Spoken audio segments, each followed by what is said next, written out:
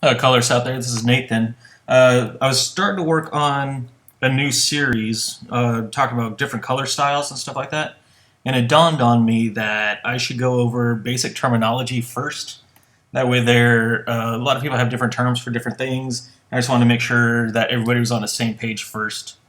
Um, First of all, what we're going to talk about is true color, and true color is going to be the color of the actual object, whether it be Superman's cape being red, uh, the wingtips on Captain America's head being white. That's going to be like the true color of that object. So here, the true color of this object. Let's go ahead and change it to, no, like a aqua or something. Oh, that was the wrong color. There we go. Just a basic aqua color. We'll lighten it up a little bit. That's going to be like our mid-tone. It's going to be this color here. And then we're going to have, we'll just go ahead and shade that regular. Um, Usually I hate to do this as far as like doing shading and highlighting with white and black, but we're just going to do it for the sake of this tutorial. Um, so I have all these in-between colors right here. This is going to be our highlight. And we have our shadow. And at the bottom. And doing it like this, that's going to help it add that depth to the object. So now you can tell like it's round. The light wraps around the object. So what we have here, this area right here.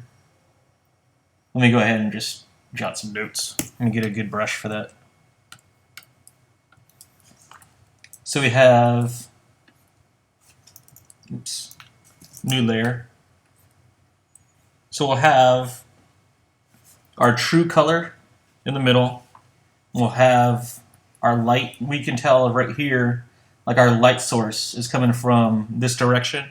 Your light source will be anything serving as a source of illumination, whether it be a light in the room, a reading lamp, a street light, somebody's powers going off, whatever. So this will be like our hot spot. And then we'll have our shadow area. And then sometimes to make it more interesting, we go in and we can add a rim light down here. It could be a secondary light source. So we have this area here coming down. This will be like from a street light coming down this way. And then somebody's power in back of them. And we just use that to add depth. More interest to the person, maybe have them pop out against a background. And the rim light could be defined as either a bounced light or, again, a secondary light source. So, okay, we got that. Let's go ahead. Got that locked. Okay, we'll just fill that. Let's see. So then we also have an ambient light. So let's say we have the same aqua color sphere.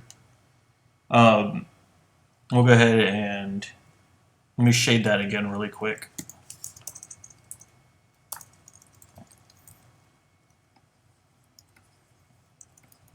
So again, I hate doing it with the black and white because it just doesn't look good, but we'll just do it for the sake of this.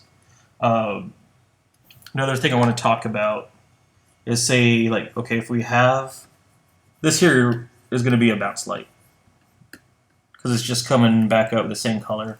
Or if we did it white, it could be a reflective light. Say like the light is bouncing off of the surface on the background. If we had, so like here's our surface. I'm just doing a grayish color so you can see like, oh, there's something there.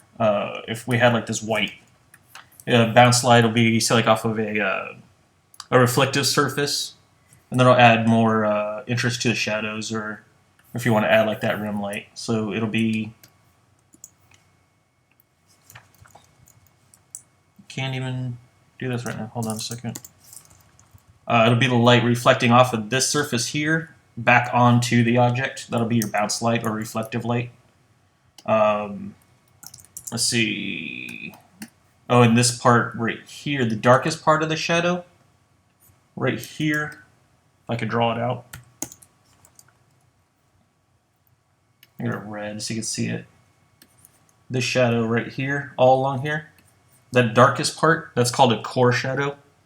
It's going to be the darkest part of the shadow now. Act like as a barrier between your your true color and your rim light or your bounce light.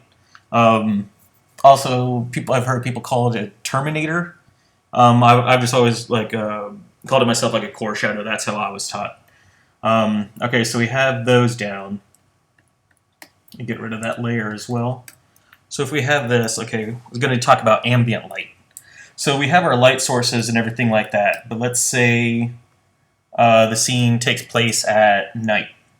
So I'll give it like a dark blue, royal blue, make it interesting or something like that. Of course, we're not going to be able to see the true colors on this object because that's not going to make any sense. We have to put them in that environment. So let's see if we take that, copy it on top, and we'll just lower the opacity. You can see how that changes the color. All this blue gets added into that aqua and the highlight and everything like that. So that's going to affect that's going to affect the true color.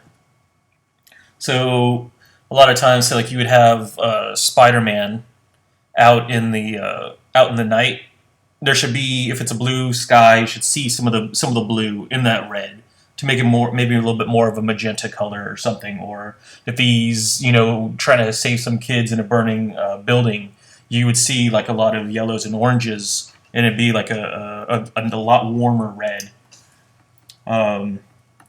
So let's take this back to our basic aqua, and we're gonna say it's at that nighttime we're talking about. So we'll add that blue into it. And let's say it's the light source is from a street light this time. So we're going to go for a yellow, a warmer yellow-orange or something like that. Maybe lighten that up a little bit more so you show a little bit more of a hot spot on there. And a lot of times, you would see, say, liquid or that people do really bright highlights. I'm gonna call your hot spot or your specular lighting.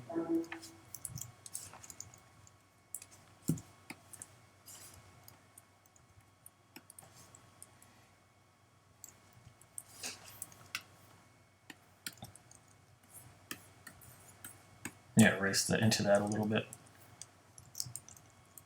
Maybe not too much. Alright, so we have that, and then we'll want to bring, to make this shadow more interesting,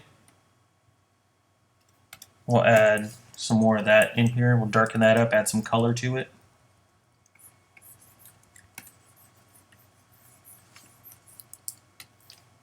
And again, we're going to introduce the core shadow. It's going to be the darkest part of the shadow. As you can see what I'm doing, I'm adding a little bit more and more color to that shadow, and that's going to bring more interest to it. And also I'm going to just go ahead and color pick that sky, and then just kind of introduce a little bit of that blue into the area. So again, that's going to put it more in that environment. It's going to make it look a lot more interesting to look at. Sometimes what you could do as well is if you take the complementary color of your true color and introduce that into the shadows, that'll help make it pop a little bit more as well. Alright, so we have that. So now we can go ahead and let's say there's another light source behind him. So here we'll do our rim light.